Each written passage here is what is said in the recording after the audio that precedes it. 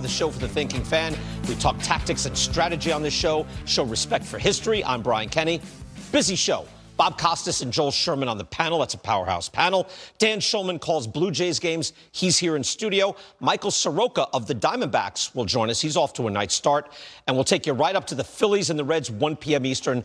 Live baseball right here on MLB Network. But first, top of the food chain. 2 division leads changing hands last night. Let's do a little digging in and just get this in. Both of these series are kind of big brother, little brother stuff. Cubs are 8th in payroll, big city. Brewers are 20th, but the Brewers have the Miz. Jacob Misiorowski, 4th straight start without allowing a run. Nats, Yanks, Padres, now Cubs. 6 shutout innings, 8 strikeouts. 5-2 Brewers final. Milwaukee takes a half-game lead on the Cubs. They're also plus 70 in run differential, best in the division. And by the way, the little brothers in Milwaukee, they're the 3-time defending division champion. So a little respect there, too. The Brewers have a potent 1-2 punch now at the top of their rotation. 2 24-year-old flamethrowers, Misiorowski and Kyle Harrison, who pitches today.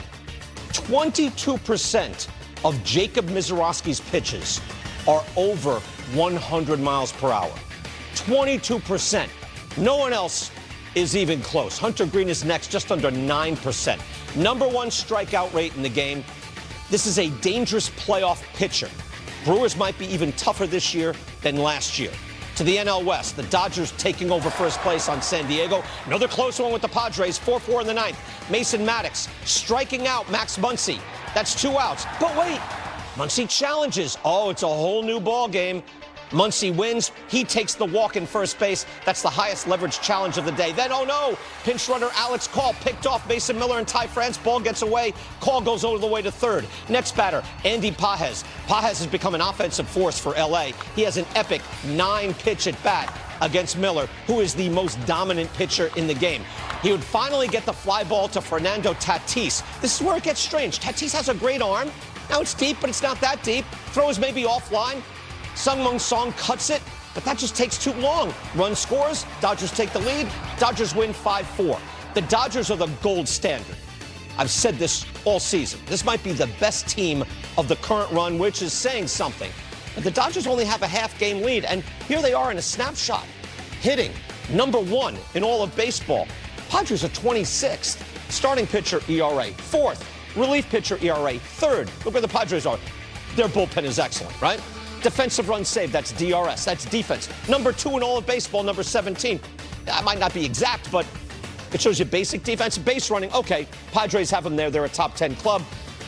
Dodgers don't run well as of now. I think that's going to change. These have been good games, though. Tonight, it's Shohei Ohtani and his 0.82 ERA against Randy Vasquez, who's been quite good. But the Dodgers' horsepower is just larger, bigger.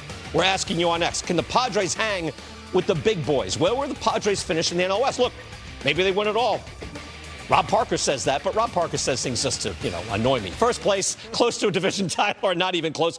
Joel Sherman is here. Joel, great to see you. Great I don't want to shake Bob Costas' hand and blow you off. Bob Costas. Hello, BK.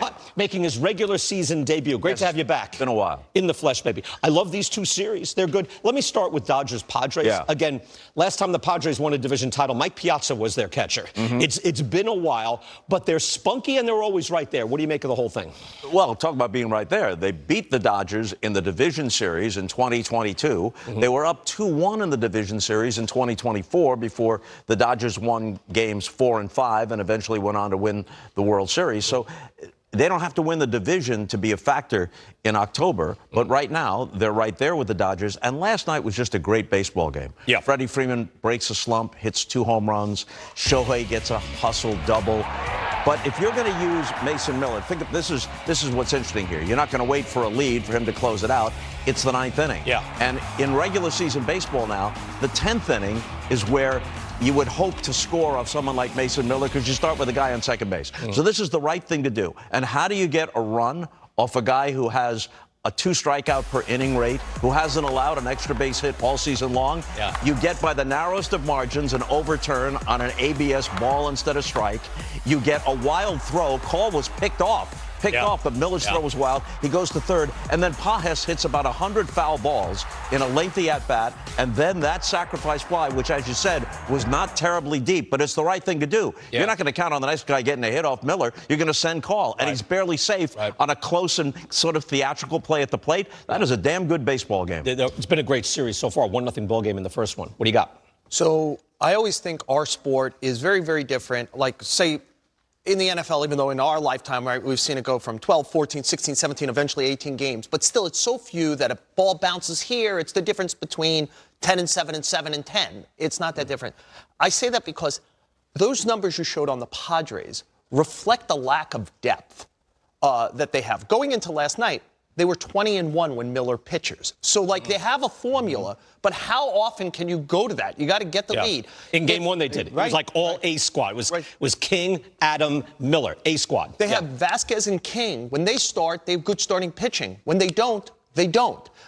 If Merrill, Tatis, and Machado aren't going to hit, it's just not going to be enough. It's not going to be about chasing down the Dodgers. If these things, if they don't become deeper, it's going to be harder to even hold on to a playoff spot, I think, for them, especially when you consider that to go for it. They've really raided their farm system over the last 4 years, and I think rightfully so. This is the greatest era in Padre history for sustained success. Yeah.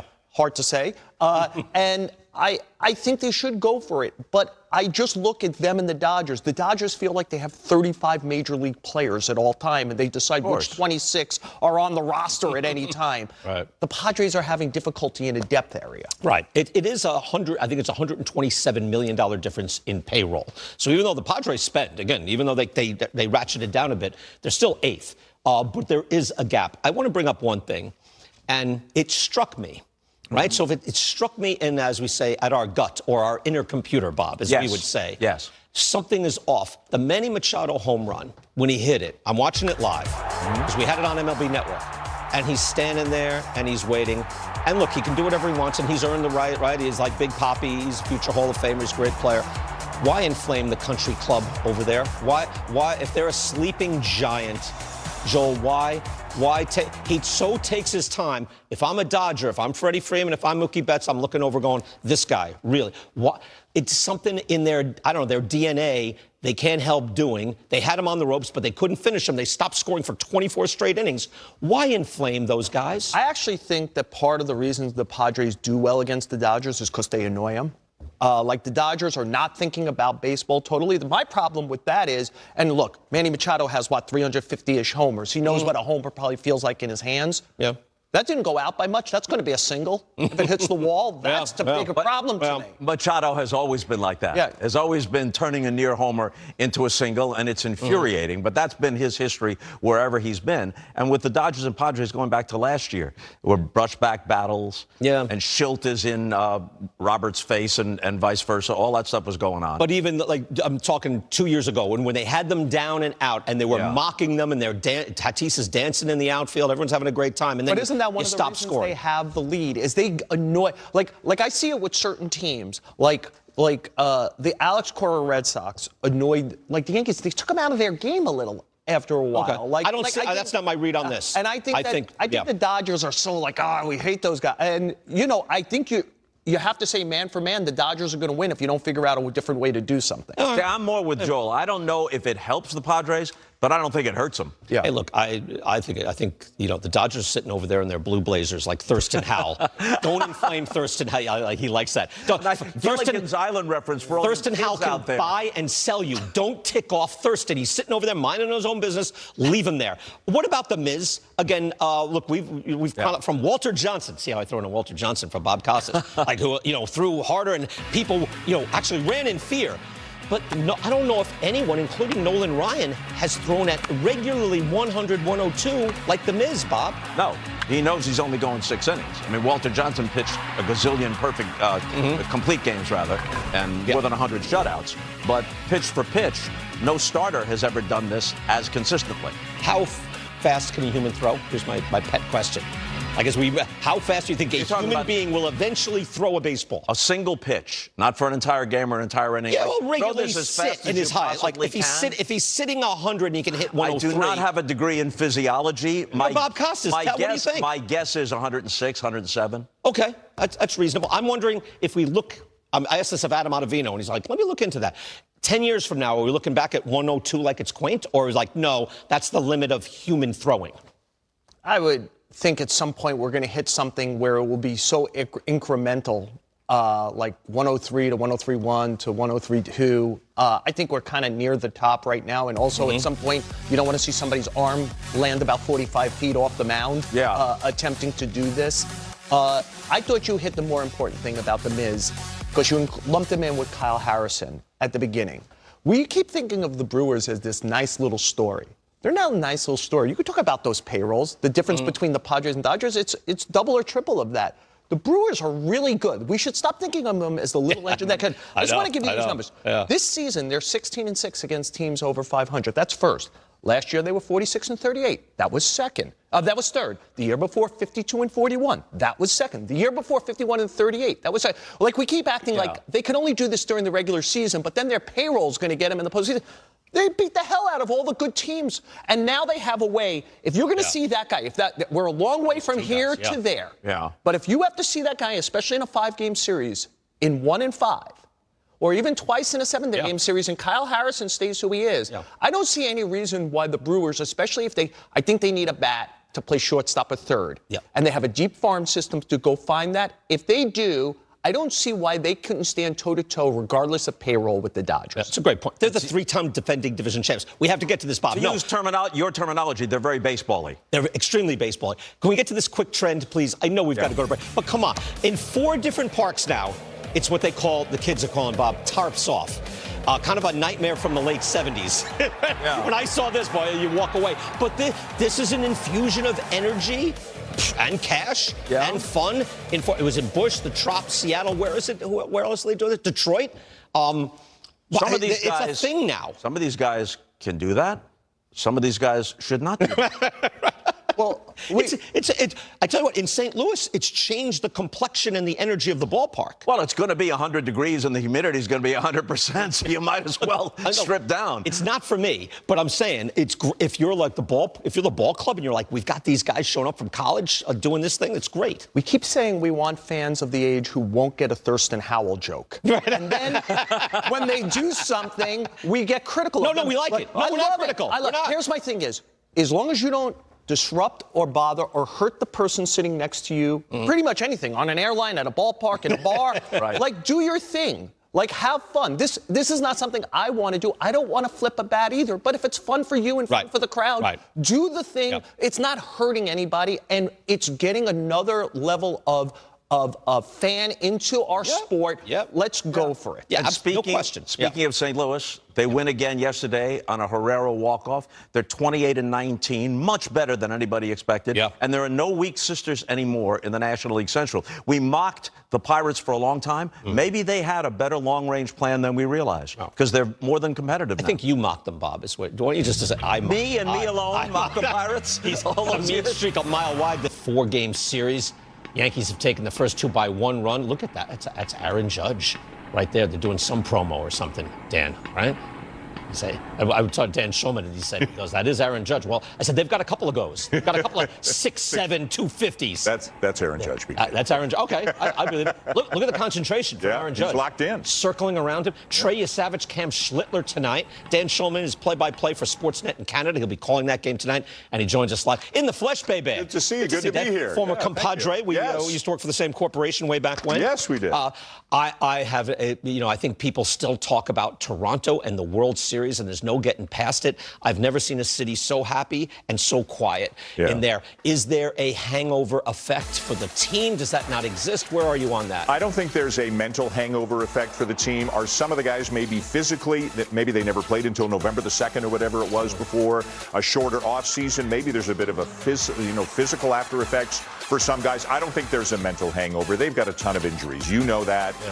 They're without Barger and Kirk and Lucas and Bieber, and Springer was was out, and Berríos and Scherzer and Ponce, et cetera, et cetera. No. And you're right, looking back at those highlights, it was the absolute highest of highs from the DS through the LCS and right up until that last moment in the World Series. And then it was such a heartbreak for fans, not only in the city, across the country, right? But I think that 2025 team has an unbelievable amount to be proud of. They represented themselves very well. They played their tails off, and they just came up that short. It's a great World Series. Look, they're 21-27, though. Like, Bichette leaving is a thing. Like, I know the window felt very much open, especially Vlad is here forever. Vlad looked great last year. But Bo Bichette is gone. Even if he's not tearing it up for the Mets, he was better for the Blue Jays. Where are you on that? So they missed the bat, obviously, of Bo Bichette. Now, his replacement, and I do that in air quotes because he plays a different position, is Kazuma Okamoto, who has come in and had some very good moments, still feeling his way, still getting accustomed to Major League Baseball. So he's at third. Jimenez moves to shorter, and Clement moves to second. But again, they're Nathan Lucas, who's usually their two-hitter, Addison Barger, who's usually their cleanup hitter, Alejandro Kirk, who's usually their number 5 hitter. Those guys have barely played this year, and George Springer fractured a toe, and that cost him 17 games. You see this list of injuries, and listen, the Tigers and Astros and Orioles and some other teams are going through it too, but it's really, really hurt them on the offensive side. Springer looks like he's getting going now. Vladdy hit a home run Sunday, but they need Vladdy to really get going and hit for power. And those three guys I mentioned, Lucas, Barger, Kirk, should all be back in the next 2 to 3 weeks. So Vladdy, 369 on base, that's good. 371 slug. Right. Chase rate is up. This is year one of the 14-year deal. So he signs a $500 million deal. But last year it looks like this is why you do this. Because you have the franchise guy. Everything is now built around him. But, you know, this is year one of 14. So where are we on these lessons of the Soto and Vlad level deals? I think it's premature to have that conversation, but Vladdy this year, so he's 27 years old. He should be right in his prime, right? And we all saw in October, his best is as good as anybody's. Like, he can be right there with Soto, Ohtani, and Judge. Oh, yeah. This year, he got off to a good start hitting for a very high average. He was hitting 358 a couple of weeks ago, but didn't hit for a lot of power. And I think all of those injuries I talked about, the team needs power, and I think he's trying a little bit too hard. I think he's trying to hit the 5-run homer because he knows they need him to be really, really good. So I think he'll come out of it. He's too talented not to come out of it, and I hope it's really soon, and I'm sure it'll be when the other guys come back around him. He also was tremendously baseball-y through the playoffs, where he's taking extra bases. He's making great plays defensively. I looked at his defensive metrics, and they're not great, but first base, I don't believe. So what you tell me, is he as baseball-y as he showed in the playoffs? Is his defense still that good? When we would meet a lot of people who maybe came in for October and didn't watch a lot of Blue Jays baseball, my perception of their perception of Guerrero was he's a slugger who doesn't do anything else well. Right. He's actually a great hitter. He's more of a line drive guy than an elevate the ball guy. He's a great hitter with power who's an underrated defender and an enthusiastic base runner. He loves going first to third, second to home, that sort of thing. Without question, he is an underrated defender. Does he have his moments? Sure. But he won a Gold Glove, I think it was 3 years ago, if I'm not mistaken, and deserved it. And he is a good defender. He's got a high baseball IQ. He's an aggressive defender. He likes to. You remember the play across the diamond to third base to get a runner there. So he's much more of a well-rounded player, I think, than some people give him credit for. Last thing, your son is calling radio. Yes, my son Ben. Age 25 season. Age 20. He's in his age 25 season. Excellent. That's right. So he's a proud graduate of Newhouse at Syracuse. Always wanted to do You travel with him then? You hang out? Or do you we want to hang get away out from whenever Dad a we little can. bit? Yeah. So we were together in October, and that was great. You know, got to share in that. And Ben is the Blue Jays radio announcer. And when the old man takes a day off TV, he fills in for me. Does he really? So it's great. Yeah. Tremendous. So we get like just an instant younger version of you, like instantly. He's much nicer and funnier than I am. He's got better hair. He's definitely got better hair than I am. Hair, yes. Yeah. Funnier, I don't know about. Dan, great seeing you. Thank you so much. BK. Thank you. Have fun tonight in the Heat. Thank you. Should be a great matchup. Should be a blast. Yasavich, Cam Schlittler. All right, now here this time. I'll start with this. The Mets have done a great job under their current ownership of honoring their past and connecting with fans, reinvigorating their team Hall of Fame retiring numbers. Darryl and Doc Knight, their Hall of Fame is stocked. Ed Kranepool, Bud Harrelson, they're in. Retired numbers, a different thing. And somehow, the Mets put Gary Carter into their team Hall of Fame in 2001, which is also the last time a player wore his number 8 jersey. Carter went into the National Baseball Hall of Fame, the big one, in 2003, and he tragically passed away in 2012. His number was taken out of the rotation. Until last night, when a rookie, Nick Morabito, was given number 8 in his major league debut. Why? Well, it was noticed by Mets fans who care about these things, which is a good thing if you're a ball club, that people care about your franchise and the history. And you may believe or not believe in the baseball gods or God or karma, but last night, verily the gods spoke, as Morabito bonked a 2-out fly ball from James Wood with the bases loaded. Would have ended the inning. And the gods spoke again when Tyrone Taylor, an elite center fielder, had no clue what happened to the ball. Mets were up 5-0 at that point. That's an inside-the-park grand slam. Morabito catches that ball. Not an easy catch by any means, I know, but if he catches it, it's 5-0. The Mets win their 3rd straight, and they start to right the ship. Instead, they lose 9-6 with their ace, Nolan McLean, on the hill, and it's a, I'm sorry, signature loss. That's a stunning turn of events. And after the game, the Mets announced Morabito would be given number 55. Well, maybe you should have thought. Anyway, here's Howie Rose, their radio play-by-play legend and team historian. It appears most fans are opposed. He's measured here. We got Bob Costas. Most fans are opposed to the Mets releasing number 8 to call up Nick Morabito after having not issued it for 25 years. There's a debate of whether Gary Carter's number should be retired, but to release it this 40th anniversary season of 1986 just seems wrong. It sure does. Yeah. We bring in Bob Costas. Bob, your thoughts? It's wrong. You can make a stronger case for Gary Carter's number being retired by the Mets than anybody else, including young Morabito, wearing it. It shouldn't have taken a social media uproar and fan disapproval for them to realize that this is just wrong. Now, granted, Carter went into the Hall of Fame as an expo. That was his choice, and you could make a case for either way. So I get that, but still, his place in Mets history is undeniable. Well, Look at that. Yeah, he played just 5 seasons with the Mets, but his impact in turning them from a sad sack, which they were, into a flat-out winner was immense. And every time I hear his number hasn't been retired, I'm stunned. And I see the Carter family in Cooperstown each year. Yeah. They're aware of this, right? They're perplexed by it. The club has done a great job under Steve Cohen of honoring their history. And isn't it a good thing that your fans care that much? But I don't know how number 8 was even there. And then who gave that kid number 8 after 25 years? It's inexplicable. It's a tone-deaf thing. Yeah. There we go. There I am. Back in the day. Post Game 7 in 1986. What that graphic about Carter's stats as a Met didn't include is his handling of that young pitching staff. Now, Dwight Gooden was just incredibly great, but ask Ron Darling about that next time he's here. Gary Carter's handling of that staff and such a good-natured guy. Yeah. A flat-out winner in so many Absolutely. ways. Passed away tragically, right? The whole thing, I don't get it. I'm glad Met fans care. This struck me last week, and Bob, I'm not a uniform numbers guy. You are, right? You like uniform numbers. You're up. Oh, come on, you're up. Yeah, a little bit. You're up. I'm not. And I went to say, hey, Yankee baseball's coming up after MLB Now. There's an afternoon game. And I saw Max Fried, and I looked at the number 54, and I said, isn't that Goose Gossage's number? And it struck me, the Yankees haven't retired Goose Gossage's number or honored him. Goose Gossage, a 6-year stretch, had a 2.10 ERA for the Yankees. Won him a World Series, helped to win him a World Series. I don't know why that struck me. It surprised me, but it did as well. And I know he's an outspoken guy, but Goose is a good guy. If you ever actually speak to Goose Gossage, he's not a blowhard. He's a guy from another era, Bob, that we lived through. He's an anti-analytics guy. He's a hard guy, right? And yet I love Goose, and he's an anti-analytics guy. He's a terrific guy to hang around with and talk baseball. I saw, again, growing up in New York, you grew up in New York, I saw number 54 and I go, no, that's wrong. You shouldn't be wearing that. And by the way, a lot of teams use as a criteria for retiring a number whether the guy has gone into the Hall of Fame. In fact, the Red Sox... Which is a high bar. Yeah, the Red Sox use that as the only criteria. So it's like, why didn't you retire Dwight Evans' number, for example? Well, he's not in the Hall of Fame. You can argue that. Gossage is in the Hall of Fame. The argument against Gossage is that he was with multiple teams. Yeah. But he was an incredible Yankee and involved in big moments. He's on the mound when the Bucky Dent game ends and they beat the Red Sox. He's also on the mound when George Brett takes him into the upper deck. And he's on the mound in the Pine Tar game, too. It's an all-time great.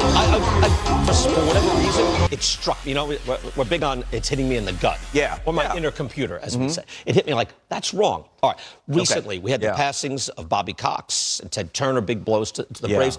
And it does remind you of a lot of different eras, right? Going back to the Superstation with Ted Turner. And then The glory years, and so many people I speak to in the game of baseball will say, best guy I ever played for was Bobby Cox. Yeah, the numbers speak for themselves, the 14 straight division titles. It was frustrating that they lost 4 of the 5 World Series they were in, but that Schuerholz-Cox combination, front office and dugout, is one of the greatest in the history of baseball. And people forget that he came close to the World Series with the Toronto Blue Jays. They were up 3-1 on the Royals in 1985, and it slipped away, forgot out of the way, and let them talk amongst themselves. But just one example of what a great guy he was, and it's universal, people say that. He was the manager of the Syracuse Chiefs, then the Yankees AAA farm in the mid-1970s. So I'm a student at Syracuse University, and then I'm on WSYR, the NBC station, and they'd send me out there to get sound bites before games. Not only was he nice to me, he remembered my name. A nobody kid who's like 21 years old, looks like he's 14, remembered my name and remembered it subsequently when I crossed paths with him in the major leagues. Just a mark of what a great guy he was. Yeah, he had that quality about him, a calm as well as an analytical mind, before it became in vogue as a manager. Calm sitting in his office, crazy when he wanted to argue on behalf of his team, holds the record for most ejections. Yeah, I was, and Ted Turner also, from an interesting time in baseball, right? I mean, it got kind of nuts. He was activating himself at one point, right? Yeah, they were in the midst of a 16-game losing streak, I think in 1977. He says, I'll become the manager. He looked good in uniform. He kind of a swashbuckling-looking guy, right? He looked good in the uniform, but the coaches had to sit close by because he didn't know the signs. They only lost 2-1 to the Pirates, and then the next day, they broke the losing streak, but he was gone from the dugout at that point. There he is with Jane Fonda, probably during the 95 World Series, the one that they won. First, Jimmy Carter just before that. Jimmy Carter, former president, was always at Braves games. Terrific fan. First, Chub Feeney, at first the National League president, and then eventually Bowie Kuhn, who was the commissioner, said, here's the rule, not just pertaining to you. Owner cannot put on the uniform and manage the team. He sold the team in 96, but by that time, the Schuerholz-Cox tandem was in place.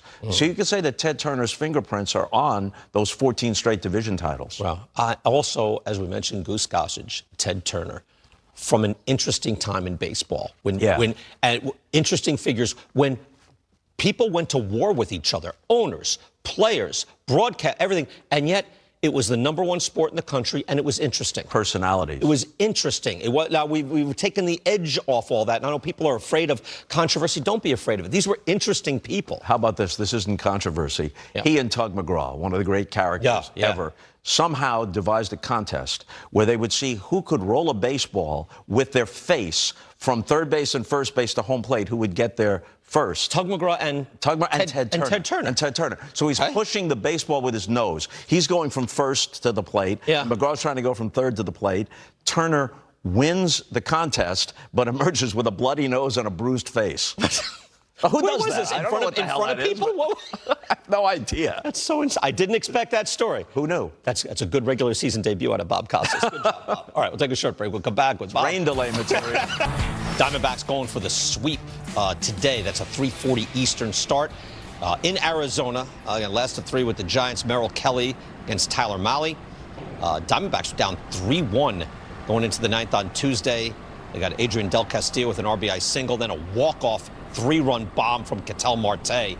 They come from behind. Another Diamondbacks have won 3 straight to get over 500. Joining us right now is Michael Soroka. He last pitched on Sunday. He's got 49 innings of a 3.49 ERA, and he joins us right now. Michael, it's Brian Kenny. Thanks for joining us today. Brian, thank you for having me. You're having a nice season. You tell me the art and science of pitching. What has worked for you this season? Yeah, I think first and foremost, the addition of the cutters has been pretty big for me. Just giving lefties especially a different look, and giving righties something that's small and moving away from them, not just the big curveball. But, there's been countless things that I've learned over the last couple of years from all the different orgs that I've been in, and the Diamondbacks are helping me put it all together. All right, how do you decide, I guess, with baseball ops? We're looking at it right here, your arsenal, and you see the cutter is added from 0 to almost 13% of usage. How do you choose to devise and shape a new pitch? I think it's just kind of looking at plots and looking at reactions, too. Like I said, having something small that runs away from righties was pretty big because they were kind of writing off everything on the other half of the plate if it was a breaking ball. And then lefties working in. It's always good to have something working into lefties. That way we keep them honest on the outer half. And, it's just a different look. Like I said, the struggle I had last year was getting deep in games, and getting through a third time with the same 2 pitches was getting difficult. So made sure to add that new one and make sure that I made it mine. Okay. So you piqued my interest. How do you throw a cutter? Just show me briefly what is happening. How do you throw that? I try and throw mine almost exactly like the four-seamer. I'm naturally almost cutting the ball as it is, so I really just rotate the grip a little bit so that it pulls down on the middle finger and makes the ball move a little bit left. So we're trying to make it pretty close to looking like a fastball. So the smaller, the harder, the better.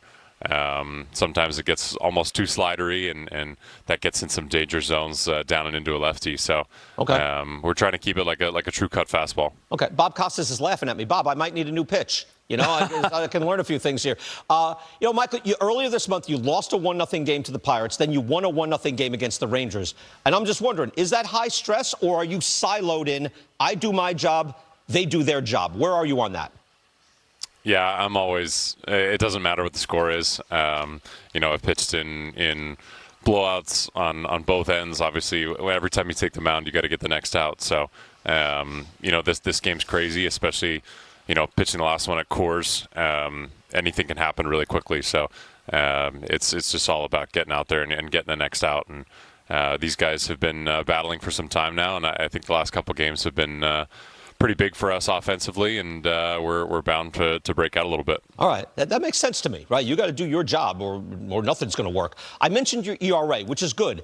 You take away one start, you actually have a great ERA. So how do you digest that? You gave up 8 to the Brewers to one bad start. How do you process and either try to figure that out as to what happened that day? Yeah, I think that day was kind of a perfect storm of a bunch of things that went. Didn't have my best stuff, didn't have the best command, and they executed their game plan. They hit a couple balls hard with guys on and found some holes to get guys on. So it was just one of those days, and again, an easy one to write off and just move forward. And just continue what we've done. I think the plans have been great. The approach has been good. So didn't want to change too much, and obviously we were right. Yeah, I'm wondering, do you flush that, as they say, like just get it, don't even look at, or do you hyper-examine it? I flushed that one. Yeah, there's a couple. Like I said, if you keep seeing the same mistakes over and over again, and then it's time to examine. But that was definitely a flush outing for me. All right, you sit 93. We were just talking about Jacob Misiorowski, who is like throwing over 100 all the time. 22% of his pitches over 100. How hard do you even want to throw? Like your max effort, how hard would you want to throw? As hard as I can possibly throw while staying on the field. That's always the thing. And I think, this spring I'd found a couple things too, and the velo was up, and after the WBC, it's come down a little bit. But there's a reason we chase velocity. There's a reason hitters will always tell you if you have 97 in your back pocket, it plays differently than 93. So that's ultimately, I think, what I'm trying to get to. Is making them aware that's available. So, like I said, it's always important. But again, for me at this point in my career, staying on the field is more important than that. So, just trying to do my best to do that. And if that means throttling it just a little bit and being a pitcher again, that's what I'm going to do. All right, good stuff. Who do you dislike more, Dodgers or Padres? I don't have any animosity built up for either of them at this point. Really? I'm brand new to the NL West. I appreciate the competition that both those teams bring, and it's always good to have that. All right, I could have done NL East, but I wanted to move forward into who you dislike now. All right, exactly. We'll check back with you after a couple of games against those guys. we'll see how it goes. All right, Michael, thank you so much. We appreciate the insight, and best of luck rest of the way. Thank you. All right, thank you, Brian. All right, Michael Soroka there. When we come back, Olive Garden. Garrett Cole coming back. He's been playing a lot of Hudson Valley Renegades baseball. Jumps up now on MLB Network. Rays, division-leading Rays, and the Yankees, Friday night, 7 Eastern. Garrett Cole back from surgery, making his season debut for the Yankees. We're asking you thinking fans out there, where do the Padres land? We mentioned, look, they were just in first place. They could win the whole thing over the Dodgers, possibly unlikely, you might say that. And that's what I think most people are saying. Yes, 73% nearly saying close to a division title, but probably not better than the Dodgers. First place, about 13%. Not close, about the same. I don't know if I can't see that. That makes sense, right? Bob, Joel? Yeah. Close to, I think they're a wild card club. They look like a wild card club. Within single digits in all likelihood. All right, time for baseball-y plays. Let's get to it. These are the baseball IQ plays that we like to highlight here. Not everything is sabermetrics, Bob, as you know. All right, here we go. Seattle, Chicago, ninth inning, Munoz on. Oh, little double steal for the baseball-y White Sox. How about that in a 1-0 ball game? Next pitch. Bouncer getting through. Makes it a 1-1 ball game. My drop will take second base on that. Andrew Benintendi with the grounder. That bonks through. Whoa. The White Sox just dinking and dunking and got it done. They win 2-1. I don't know if I'm supposed to make that play. Just kind of the way it works with one sequence. Was that Naylor? I didn't. Yeah, that was Naylor. Yeah, first. he's usually a very good first baseman. Arizona, San Francisco, Corbin Carroll. Bouncing that to the wall. That's a triple. Going around. He's got great speed. Leading the league.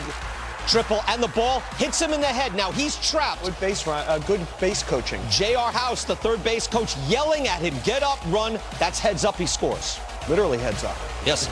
Yeah. See, like, get down. Watch him closely now. Go. Right. And just, again, sometimes you see a guy just standing there. Well, he did get hit with the ball. Go, assuming you're conscious. Yes. Oh, this is a classic matchup. Jarren Duran, elite, going for a triple. Bobby Witt, elite cutoff man. Who wins this one? Bobby Witt.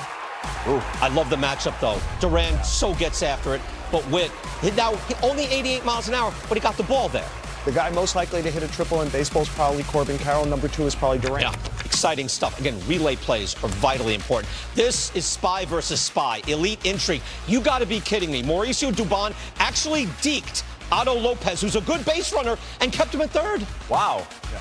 That's unbelievable. Dubon is very baseball-y, but Joel, that's next level. Very baseball-y, but really a career infielder who occasionally goes out there to have the ability to do this and find the ball, time it, and find it off the wall to fool the hitter. That is pretty impressive. That's not just next level. That's like 3 levels up. Like, how does the ball's in the air, and you go, if I can do this and I'll freeze him. Good guy to have on your team. Unbelievably smart. He shows up when we do this segment. He's in it all the time. The same guys show up for baseball-y, and unfortunately, the same guys show up for baseball. You have discovered a pattern. Yes. Certain guys will reverse the field. The White Sox have reversed the fields. Yeah. Where they were on unbaseball all the time. Now they make baseball-y plays. Good for them. All right, think baseball. We saw James Wood with an inside-the-park grand slam. Oh, you'll like this, Bob. Who has the most inside-the-park home runs since 1947, integration era? Think baseball, the answer next. Yeah.